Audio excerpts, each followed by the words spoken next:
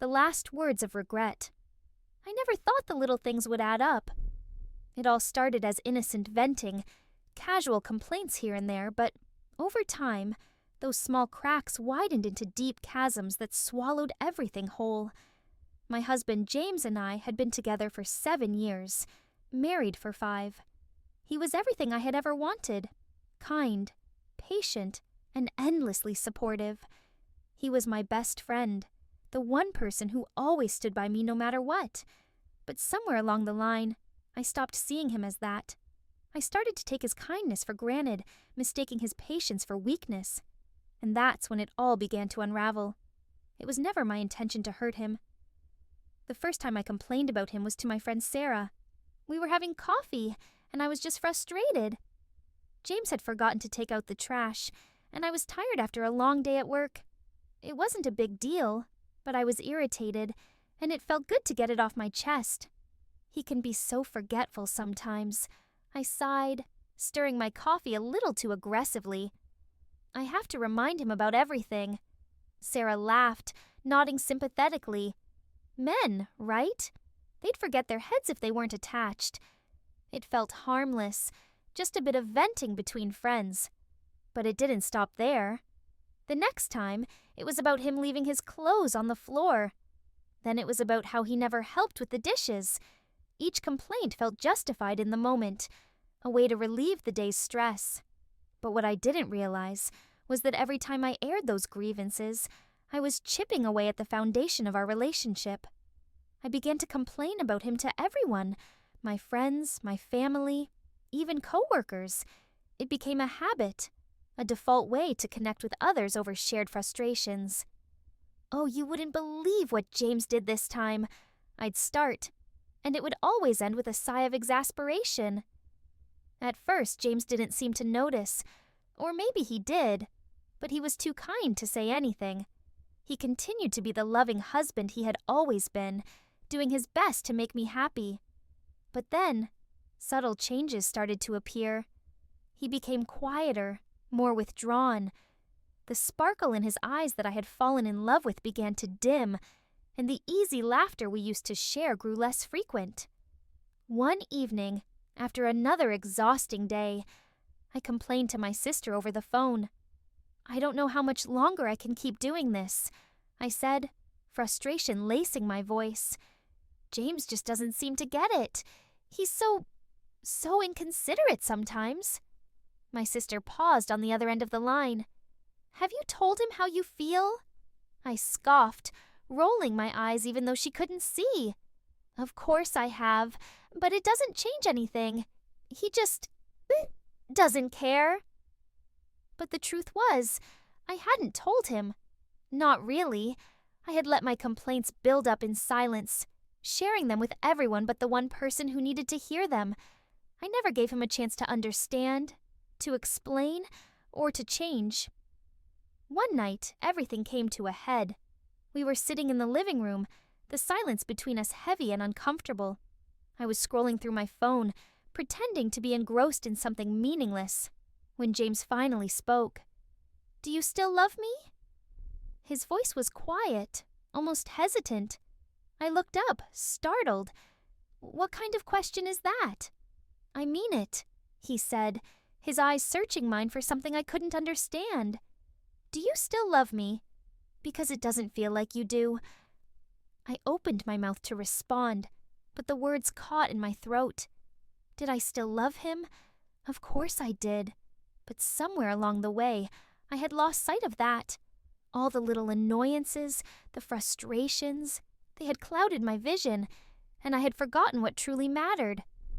Instead of answering, I deflected, turning the conversation into another complaint.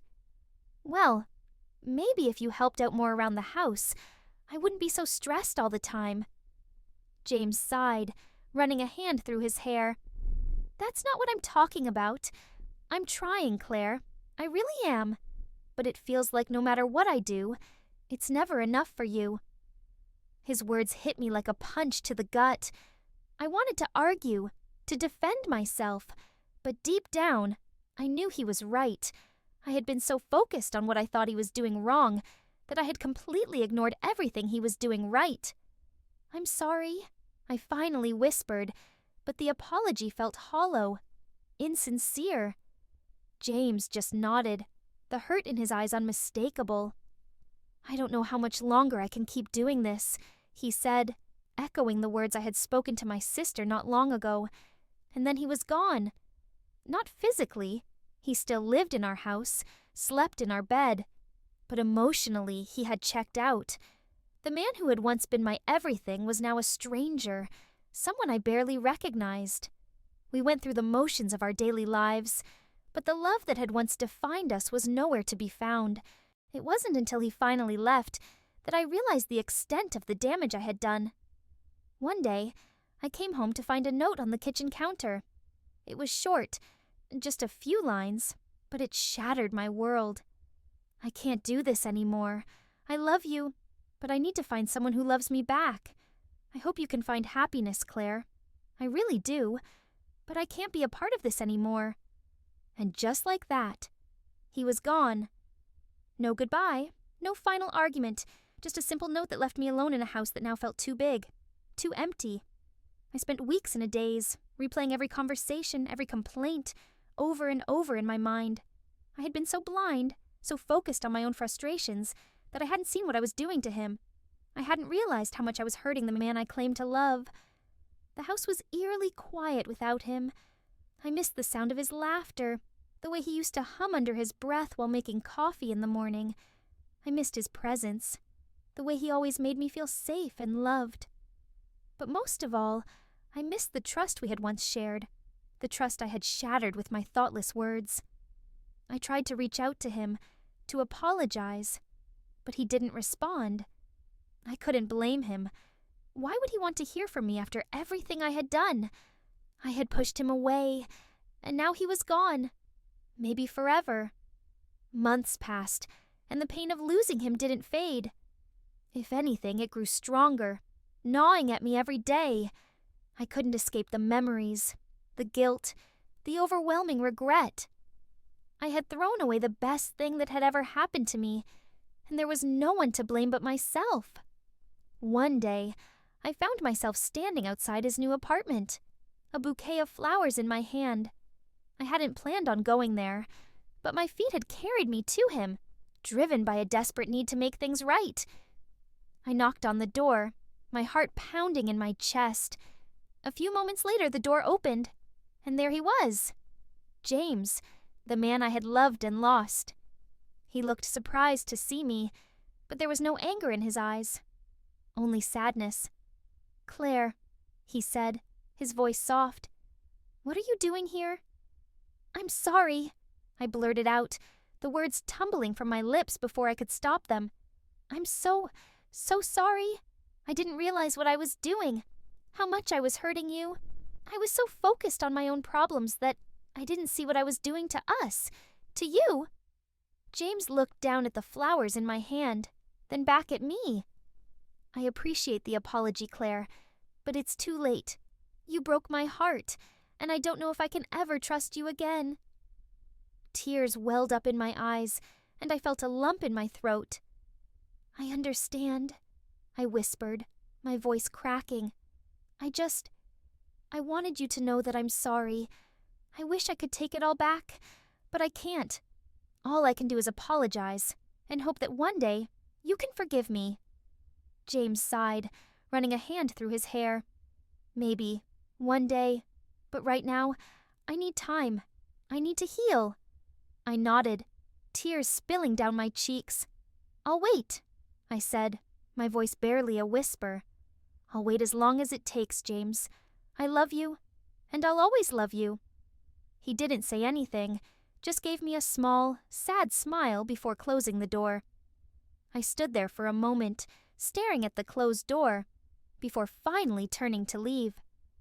As I walked away, I realized that the flowers were still in my hand. I had forgotten to give them to him, but it didn't matter. No bouquet could fix what I had broken. The only thing that could heal the wounds I had inflicted was time. Time and a whole lot of regret. And so I waited, hoping that one day James would find it in his heart to forgive me.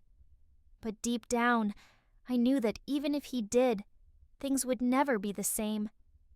I had damaged our trust, our love, in ways that couldn't be undone. And for that, I would carry the weight of my regret for the rest of my life. Claire's habit of venting her frustrations about her husband James to everyone but him leads to the slow erosion of their once strong relationship. As the complaints pile up, she fails to see the damage she's causing. Until one day, James is gone, leaving her with nothing but regret. In this emotional story, Claire must confront the consequences of her actions and come to terms with the loss of the love and trust she once took for granted. Now, all she can do is hope for forgiveness that may never come,